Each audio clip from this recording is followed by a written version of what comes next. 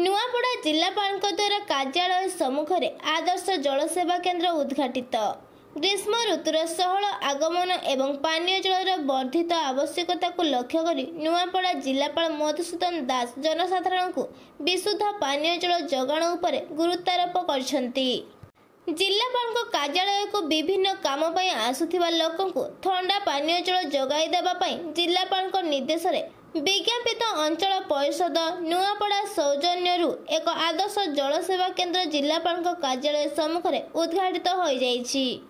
आज दिन 10टा रे एही जलसेवा केन्द्र को अतिरिक्त जिलापाल सुभाष चंद्र रईत, जिला मुख्य उन्नयन अधिकारी लंबोदर दरुआ, नारिकेल भांगी एवं उपजिलापाल जोगेन्द्र माझी फिता काटी उद्घाटन करथिले। विज्ञापित अंचल परिषद कार्यनिर्वाही अधिकारी कुरुक्षेत्र नायक प्रथम जल ग्लास जिलापाल को अर्पण करथिले। एही अवसर में जिलापाल कहिले जे जलदान हेउछि एक महत् दान। एही जलसेवा केन्द्रटी कार्यालय आगंतुक सहित पथाचारी मानक तृष्णा निवारण करिबारे सहायक हेबो।